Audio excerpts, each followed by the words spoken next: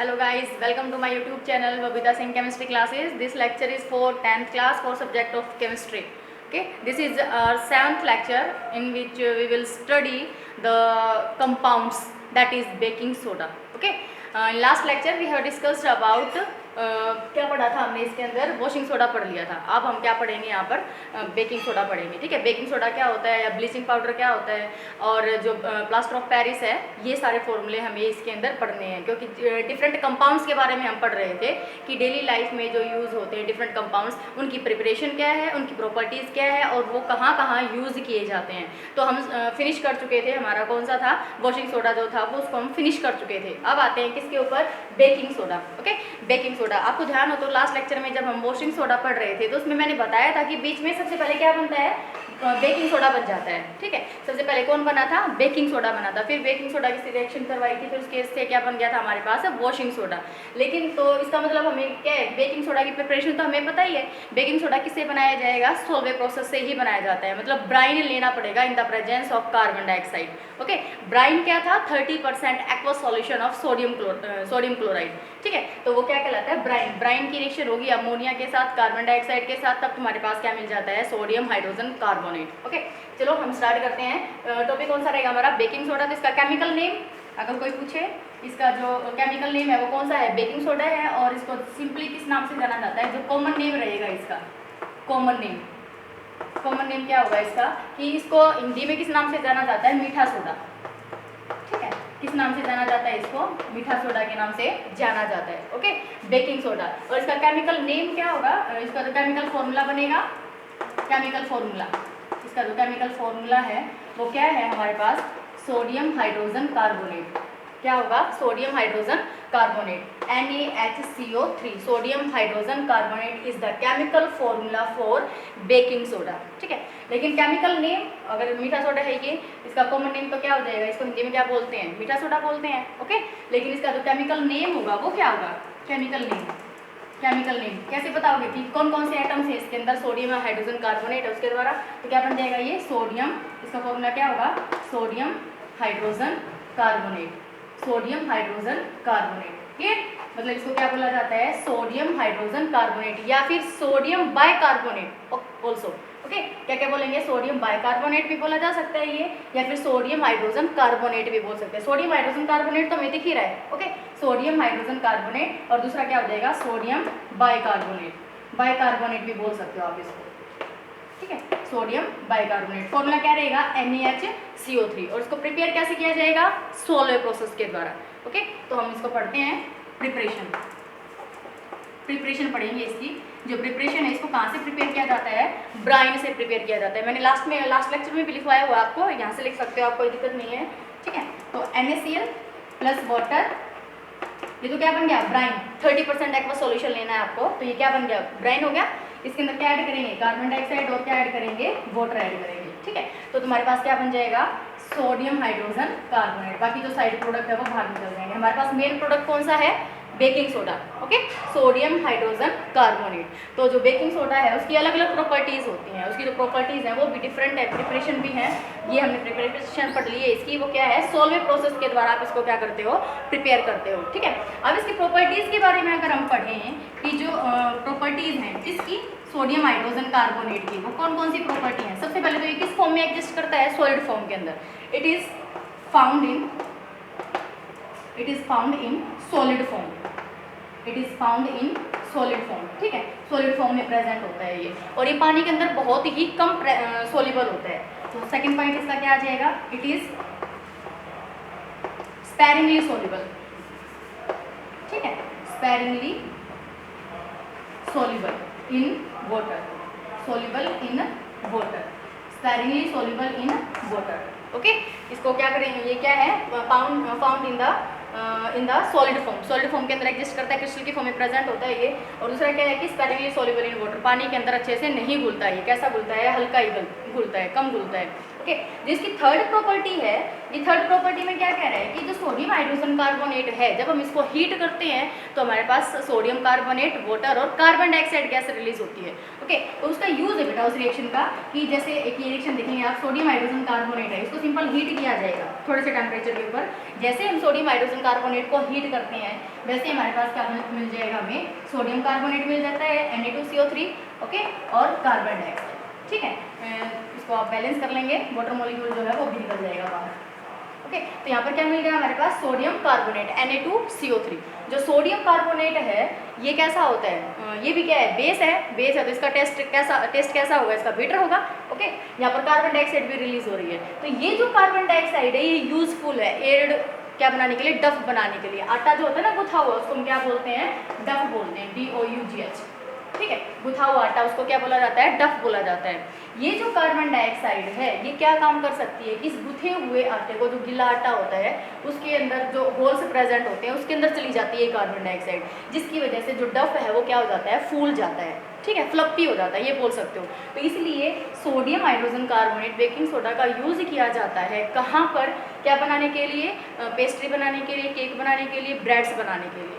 ठीक है, तो ये जो है कार्बन डाइऑक्साइड जो यहाँ पर रिलीज हुई है इसका कहाँ यूज़ करेंगे, एयर्ड डफ बनाने के लिए। ओके, तो यहाँ से आप ये रिएक्शन ध्यान रखेंगे कि जो सोडियम हाइड्रोजन कार्बोनेट है जब इसको हीट किया जाता है तो सोडियम कार्बोनेट कार्बन डाइऑक्साइड और वाटर मॉलिक्यूल के अंदर ये रिलीज हो जाता है। अब बात ये आती है कि जो हमारा फूड है, ओके, फूड के अंदर जब हम लेंगे, जैसे खाना बनाने के लिए हम यूज़ करते हैं, जैसे केक ही बनाना है तो उसके अंदर हम जो यूज़ करेंगे sodium hydrogen carbonate, baking soda नहीं यूज़ किया जाता है, उसकी जगह हम क्या यूज़ करते हैं, सोडियम बेकिंग पाउडर यूज़ किया जाता है। ठीक है, क्या यूज़ करते हैं, बेकिंग पाउडर। तो बेकिंग पाउडर कैसे बनाया जाएगा कि सोडियम हाइड्रोजन कार्बोनेट की रिएक्शन करवाई जाएगी टार्टरिक एसिड के साथ। ओके, तो यहाँ पर आप लिख लो कि बेकिंग पाउडर कैसे बनेगा, इसका यूज़ है बेटा बेकिंग पाउडर।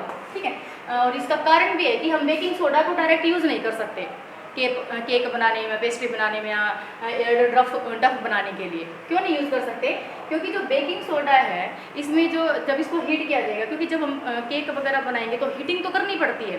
केक बना रहे हैं, हीट कर रहे हैं, उसके अंदर हमने क्या डाल रखा है, बेकिंग सोडा डाल रखा है, सोडियम हाइड्रोजन कार्बोनेट। जब उसको हीट करेंगे तो अभी आपने देखा कि कौन सा प्रोडक्ट निकला था यहाँ पर, सोडियम कार्बोनेट Na2CO3। ओके, जो Na2CO3 है ये इस टेस्ट में कैसा होता है, कड़वा होता है। तो जिसकी वजह से हमारी पेस्ट्री है या जो भी चीज़ हम बना रहे हैं, केक बना रहे हैं, जो भी बना रहे हैं वो कैसा हो जाएगा, टेस्ट में बिटर हो जाएगा, कड़वा हो जाएगा। ठीक है, इसीलिए क्या यूज़ किया जाता है, बेकिंग पाउडर यूज़ किया जाता है। क्या, और बेकिंग पाउडर होता क्या है, ये किसका कॉम्बिनेशन है, baking soda plus tartaric acid. ठीक है, और टार्टरिक एसिड किसमें प्रेजेंट होता है, टेमरिंड के अंदर प्रेजेंट होता है। और इसका केमिकल फॉर्मूला क्या है, इसका केमिकल फॉर्मूला क्या होता है, C4H6O6। ठीक है, अगर मैं इसको बना के दिखाऊँ कम्प्लीटली तो ये फॉर्मूला बनेगा। कार्बन कितने हैं, 4 हैं, ये आप सीखेंगे 10th क्लास में ही 4th चैप्टर के अंदर जो केमिकल कंपाउंड्स है 10th क्लास का सिलेबस में। ठीक है, इसका ये क्या बनेगा, यहाँ पर मैं फॉर्मूला बनाती हूँ, ये है। ठीक है, it is the tartaric acid, tartaric acid होता है। लेकिन अगर इसका ये टार्टरिक एसिड तो क्या हो जाएगा, यहाँ पर टार्टरिक एसिड तो क्या होगा कि जो ये है तुम्हारे पास जो टार्टरिक एसिड होता है C4H6O6, टार्टरिक एसिड जो है वो किसके अंदर प्रेजेंट होता है, टेमरिंड के अंदर प्रेजेंट होता है। तो यहाँ पर जो ये वाला मॉलिक्यूल दे रखा है ये क्या है, ये तो कॉमन नेम हो गया टार्टरिक एसिड, और ये क्या होगा यहाँ पर हाइड्रो जो अपना आईपैक नोमेनक्लेचर होगा वो क्या होगा इसका, यहाँ से स्टार्ट करते हैं इसको। ठीक है, इसको कंप्लीट बना के देखो, ये जाएगी इसकी वजह से OH, कार्बोक्सिलिक ग्रुप। ये कौन सा ग्रुप होता है, कार्बोक्सिलिक ग्रुप होता है, और ये कौन सा ग्रुप होता है, हाइड्रोक्सी ग्रुप होता है। तो इसकी जब नेमिंग होगी ये भी सीखोगे आप, 2,3 डाईहाइड्रोक्सी, 2,3 डाईहाइड्रोक्सी एंड 1,4 डाईओइक एसिड। क्या नेमिंग होगी इसकी, 1,4 डाईओइक एसिड। ये इसका क्या होगा, आईपैक नोमेनक्लेचर होगा, IUPAC नोमेनक्लेचर जो हम बोलते हैं, जो इंटरनेशनल लेवल के ऊपर यूज़ किया जाता है। टार्टरिक एसिड तो इसका कॉमन नेम है, जहाँ से भी ये ऑब्टेन्ड हुआ है तो वहाँ से जो भी एसिड जो है ये जहाँ से ऑब्टेन्ड हुआ है उसके अकॉर्डिंग उसका नाम रख दिया, वो कौन सा है, टार्टरिक एसिड है। लेकिन ये जो है ये किसके अकॉर्डिंग है, IUPAC के अकॉर्डिंग है, international union of pure and applied chemistry. जैसे ये ठीक है, IUPAC ओके। जो IUPAC है ये क्या है, international union of pure and applied chemistry. तो IUPAC नोमेनक्लेचर के अकॉर्डिंग इसकी नेमिंग क्या होगी, 2,3 डाईहाइड्रोक्सी 1,4 डायोइक एसिड। आप इसके बारे में सीखेंगे भी, ठीक है, वो फोर्थ क्लास जो फोर्थ चैप्टर है अपना उसमें सीखेंगे। तो बेकिंग सोडा को किसके साथ यूज़ किया जाता है, टार्टरिक एसिड के साथ यूज़ किया जाता है। ये एसिड है और ये क्या है, बेस है, तो न्यूट्रलाइजेशन होकर क्या बन जाएगा, सोल्ट बन जाएगा। तो उसका जो कड़वापन है किसका, बेकिंग सोडा का, वो क्या हो जाएगा, खत्म हो जाएगा। जिसकी वजह से जो हमारा जो भी हम सब्सटेंस बना रहे हैं, जो भी कंपाउंड बना रहे हैं, जैसे केक है, पेस्ट्री है, जो भी चीज़ हम बना रहे हैं घर में, ठीक है, वो कैसी बनेगी, अच्छी बनती है। तो ये चीज़ थी, आप इसको नोट डाउन कर सकते हैं कि जो बेकिंग पाउडर होता है, बेकिंग पाउडर किसका कॉम्बिनेशन है, बेकिंग सोडा और टार्टरिक एसिड का। तो बेकिंग सोडा आप जानते ही हैं, बेकिंग सोडा क्या होता है, सोडियम हाइड्रोजन कार्बोनेट, उसके अंदर किसको ऐड करते हैं, टार्टरिक एसिड। इसका केमिकल फॉर्मूला क्या होता है, C4H6O6, ठीक है, C4H6O6। तो 6 ऑक्सीजन होने चाहिए, ओके, और 6 हाइड्रोजन होने चाहिए, 1 2 3 4 5 6, और कार्बन कितने होने चाहिए, 4। तो उसके अकॉर्डिंग तुम क्या बना सकते हो, बेकिंग पाउडर बना सकते हो, ओके। तो यहाँ तक ये क्या था कि प्रॉपर्टीज़ कौन कौन सी होती हैं और बेकिंग पाउडर क्या होता है। बेकिंग हम जो खाना बनाते हैं उसके अंदर किसका यूज़ करते हैं, बेकिंग पाउडर का यूज़ करते हैं, बेकिंग सोडा का यूज़ नहीं करते हैं। अब आते हैं इसके यूजेस, इसके यूजेस ऑफ, लिख लो यहाँ पे, uses of baking soda, uses of baking soda, ठीक है। तो इसमें फर्स्ट पॉइंट आप क्या लिख दोगे, जो अभी बताया है सारा कुछ यही लिखना है इसके अंदर। It is use to make the air duff, okay, it is use to make the air duff. Duff क्या होता है, गुथा हुआ आटा, ठीक है, गीला आटा। एयर डफ बनाने में, पेस्ट्रीज बनाने में, पेस्ट्रीज एंड केक्स, ठीक है, केक्स वगैरह बनाने में जो है इसका यूज़ किया जाता है। और भी जो चीज़ें होती हैं जैसे ब्रेड वगैरह है, उनमें भी इसका यूज़ कर सकते हैं, ठीक है। अब एक जो इम्पोर्टेंट यूज़ है इसका, कौन सा, बेकिंग सोडा का, वो कौन सा है, it is used in fire extinguishers. पहले आप सुनेंगे फायर एक्सटिंग्विशर्स क्या होते हैं, आप जानते हो सभी कि जो फायर एक्सटिंग्विशर्स होते हैं वो आग बुझाने में काम आते हैं, ओके, जो आग बुझाने में काम आते हैं। कोई भी सब्सटेंस जो बर्न कर रहा है वो ऑक्सीजन की प्रेजेंस में ही बर्न कर सकता है, विदाउट ऑक्सीजन तो कोई भी सब्सटेंस बर्निंग नहीं करता है, कंबशन नहीं होगा वहाँ पे। तो ये अगर ये चीज़ है कि अगर कोई भी सब्सटेंस बर्न कर रहा है, जो भी सब्सटेंस है बर्न कर रहा है, अगर उसकी ऑक्सीजन की सप्लाई को खत्म कर दिया जाएगा, उसको ऑक्सीजन ही ना मिले, तो वो सब्सटेंस जो है बर्न करना बंद कर जाएगा, जलेगा ही नहीं वो सब्सटेंस। तो ये वही काम करता है कि जो बेकिंग सोडा है ना, वो क्या काम करेगा कि बेकिंग सोडा के अंदर से मतलब जो कार्बन डाइऑक्साइड जो रिलीज होती है, जो कार्बन डाइऑक्साइड गैस रिलीज होती है, वो किस फॉर्म में आएगी, लिक्विड की फॉर्म में आएगी, जो बर्निंग सब्सटेंस के ऊपर जाके उसके ऊपर किसका काम करेगी, फिर वो ब्लैंकेट का काम करती है। तो बर्निंग सब्सटेंस है, कोई सब्सटेंस जल रहा है और उसके ऊपर कोई ब्लैंकेट टाइप आ जाए, मतलब कि उसको ऑक्सीजन की सप्लाई ना मिल पाए, तो वो सब्सटेंस वहीं रुक जाएगा, वो बर्न नहीं करेगा आगे फिर, ठीक है। तो ये फायर एक्सटिंग्विशर के अंदर भी हेल्प किया जाता है। तो इसको हम लिखेंगे, थर्ड पॉइंट, इसका सेकेंड पॉइंट कौन सा हो जाएगा, it is used in fire extinguishers, ठीक है, it is used in, second point क्या हो जाएगा, it is used in fire extinguishers, fire extinguishers, ठीक है, फायर एक्सटिंग्विशर्स के अंदर इसका यूज किया जाता है, ओके।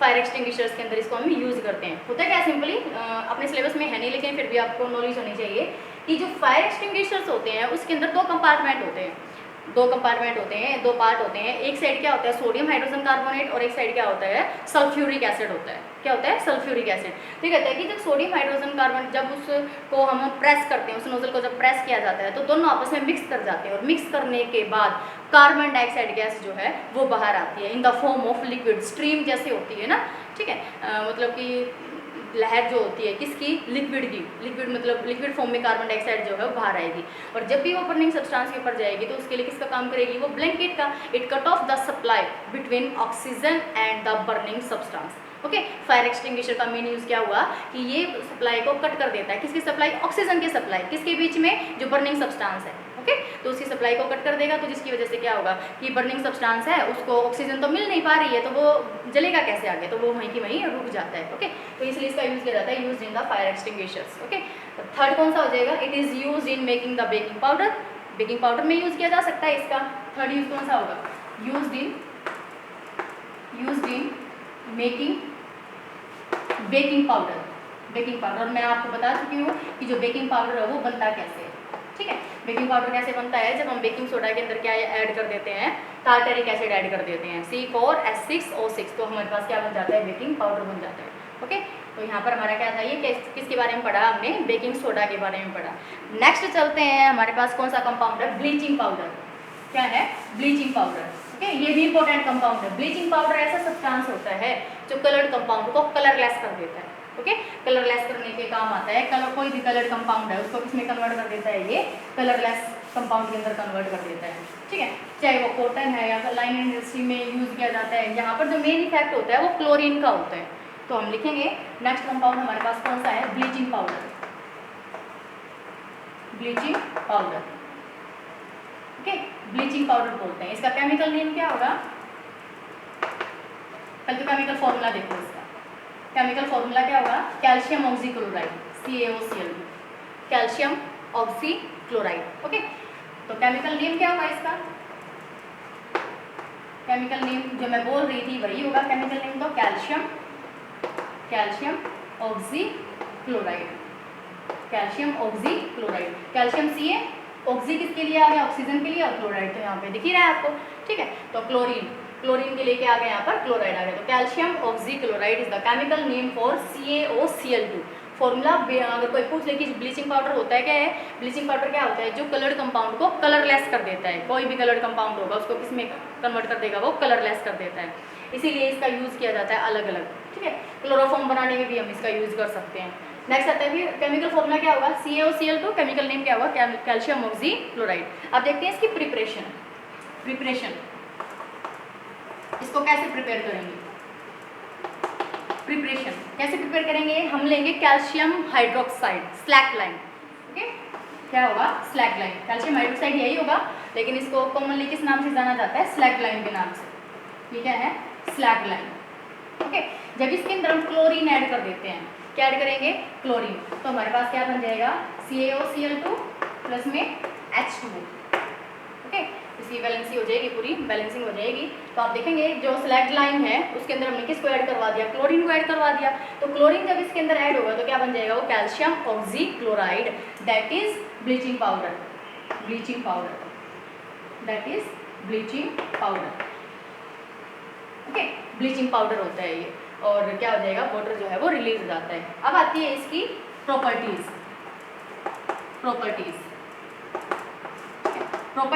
कैसा होता है, ये सॉलिड फॉर्म में एग्जिस्ट करता है, लेकिन क्रिस्टल की फॉर्म में होता है, व्हाइट क्रिस्टल्स होते हैं। इट इज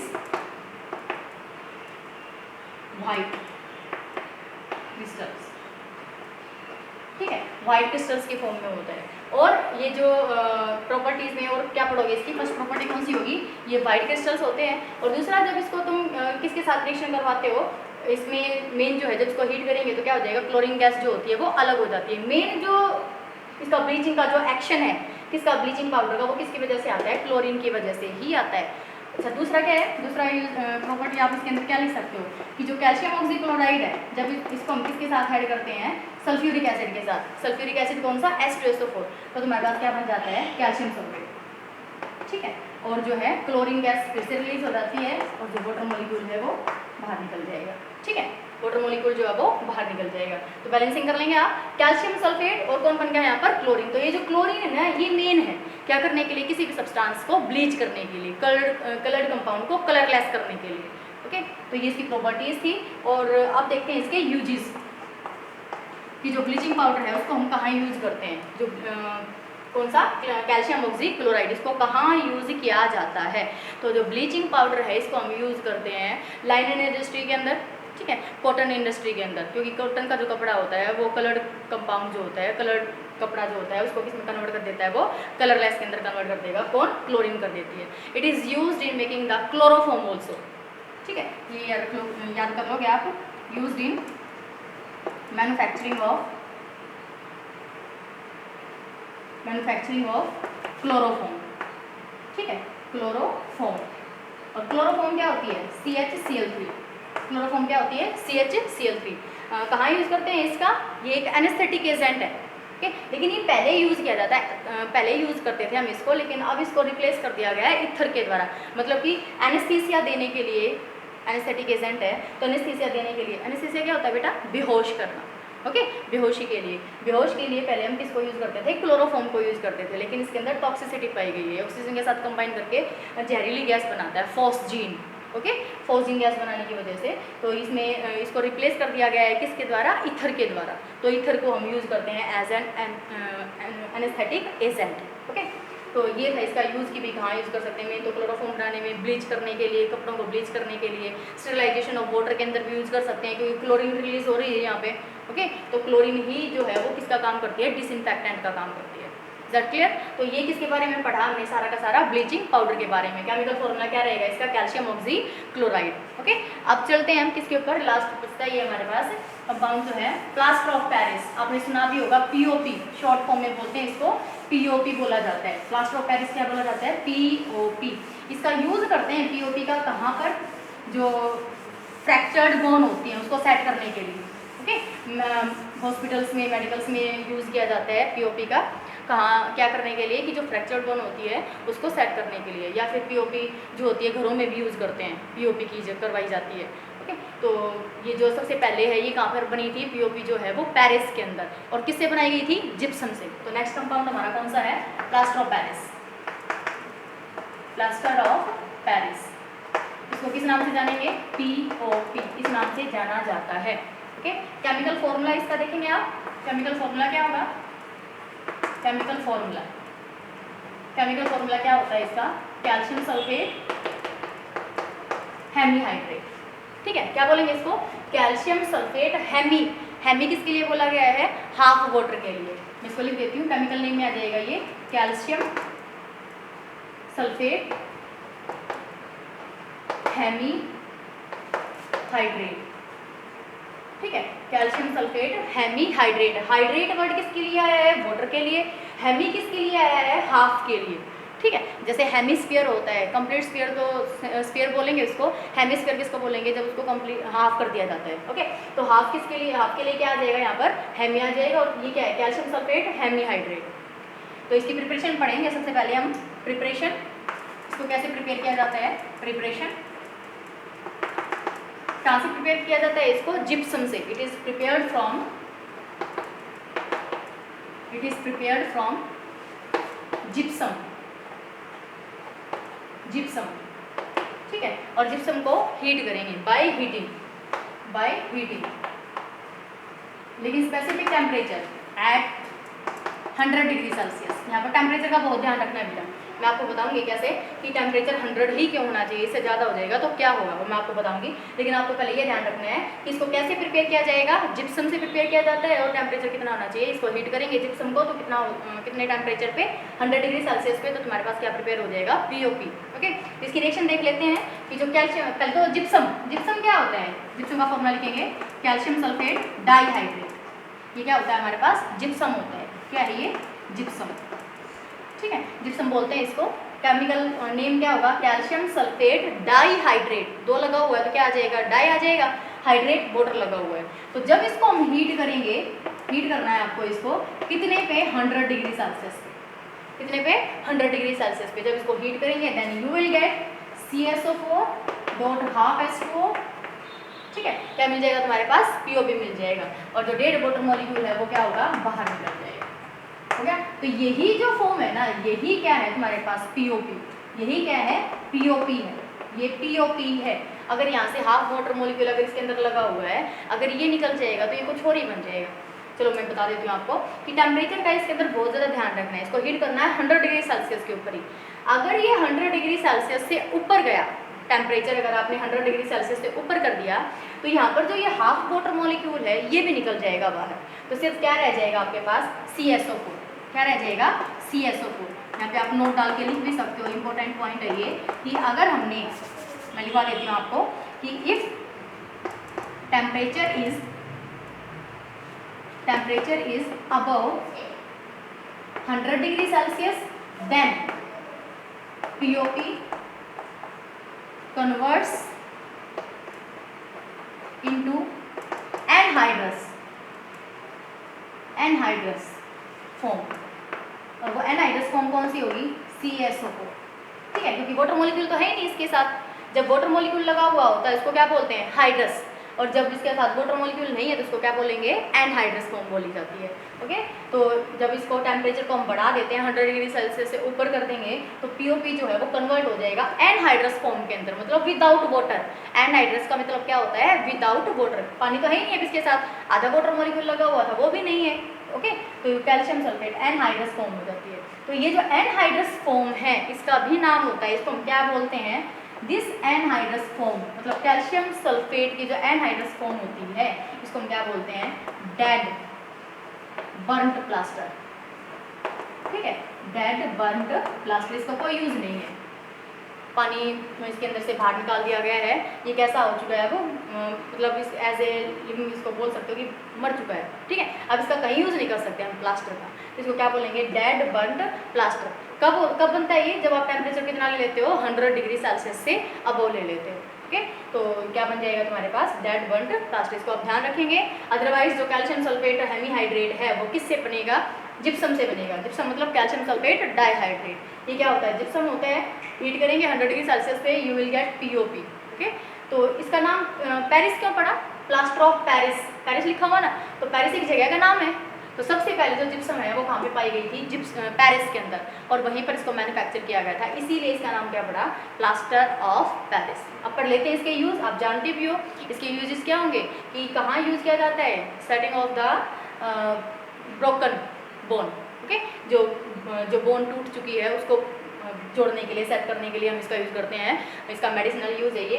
दूसरा यूज़ क्या होता है इसका, टॉयज बनाने में, मोनूमेंट्स बनाने में, बहुत सारी जगह पीओपी, हाउस के लिए भी यूज़ किया जाता है पीओपी। ओके, तो ये हमारे पास क्या था, लास्ट कंपाउंड था। हमने कौन कौन से पढ़े, sodium hydrogen carbonate, calcium oxychloride मतलब ब्लीचिंग पाउडर, और कौन सा पढ़ा हमने, प्लास्टर ऑफ पेरिस। अब इसमें लास्ट टॉपिक है हमारे चैप्टर का कि वाटर ऑफ क्रिस्टलाइजेशन क्या होता है, water of crystallisation.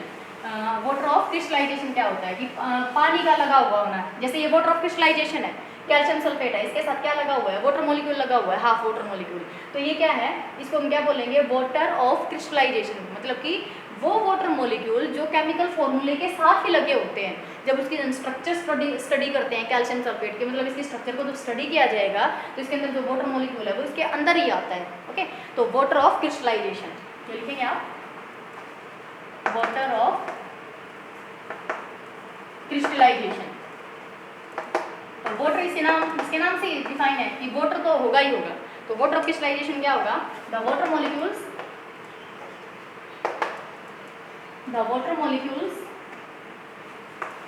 which are present with the compound in their structure। ठीक है, in their structure जो स्ट्रक्चर में कोई भी केमिकल कंपाउंड है उसके स्ट्रक्चर में जो वाटर मॉलिक्यूल्स के साथ लगे हुए होते हैं वो क्या कहलाते हैं, वाटर ऑफ क्रिस्टलाइजेशन कहलाते हैं। ओके, तो इसमें एग्जांपल कौन कौन सा हो जाएगा, जिप्सम आपका एग्जांपल है, कॉपर सल्फेट पेंटाहाइड्रेट एग्जांपल है। ओके, जैसे क्या है, कैल्शियम सल्फेट डाइहाइड्रेट, ये पढ़ा है आपने, एग्जाम्पल में लिखोगे आप इनको, कैल्शियम सल्फेट डाइहाइड्रेट जिप्सम है, कॉपर सल्फेट पेंटाहाइड्रेट, पेंटा मतलब 5 वाटर मॉलिक्यूल लगे हुए हैं। अभी आपने पीओपी पढ़ा है, कैल्शियम सल्फेट हेमीहाइड्रेट। ठीक है, तो बहुत सारे ऐसे कंपाउंड्स हैं जिनके साथ वाटर मॉलिक्यूल लगा हुआ होता है। इस वाटर मॉलिक्यूल की इंपॉर्टेंस होती है, इस केमिकल फॉर्मूले के साथ ही स्टडी किया जाता है इसको। ठीक है, तो इसको हम क्या बोलते हैं, वाटर ऑफ क्रिस्टलाइजेशन। और ये वाटर हटाने से इनकी प्रॉपर्टीज में भी चेंजमेंट आता है। अगर मान लीजिए किसी को देखते हैं, ये कॉपर सल्फेट पेंटाहाइड्रेट, ये इसका कलर कैसा होता है, कॉपर सल्फेट पेंटाहाइड्रेट कैसा होता है, ब्लू कलर का। कॉपर सल्फेट पेंटाहाइड्रेट कैसा है, ब्लू कलर का है। लेकिन जब इसके वाटर मॉलिक्यूल को रिलीज कर दिया जाएगा, अगर मान लीजिए कि इनको हटा दिया जाए तो सिर्फ क्या रह जाएगा तुम्हारे पास, कॉपर सल्फेट एनहाइड्रस फॉर्म रह जाएगी। तो ये किसके अंदर कन्वर्ट हो जाएगा, व्हाइट कलर के अंदर। किस में कन्वर्ट हो जाएगा, ये व्हाइट। तो इसकी जो प्रॉपर्टीज़ हैं वो चेंज हो जाती हैं, कंपाउंड्स की प्रॉपर्टीज जो है वो चेंज हो जाती हैं जब हम इनके साथ जो वाटर मॉलिक्यूल लगे हुए हैं उनको हम रिलीज कर देते हैं, हटा देते हैं। तो ये जो वाटर मॉलिक्यूल लगे हुए होते हैं उसको क्या बोलते हैं, वाटर ऑफ क्रिस्टलाइजेशन बोला जाता है। ओके, तो ये जो था यहाँ पर हमारा सेकंड चैप्टर जो है वो फिनिश होता है, पढ़ लिया हमने, जो सोल्ट बचे हुए थे वो पढ़ लिए, लास्ट टॉपिक पढ़ लिया water of crystallization. Okay, in next lecture we will study third chapter that is metals and non metals. Okay, अगर आपने को ये वीडियो अच्छी लगी हो तो वीडियो को लाइक कीजिए, शेयर कीजिए एंड कमेंट कीजिए। Thank you.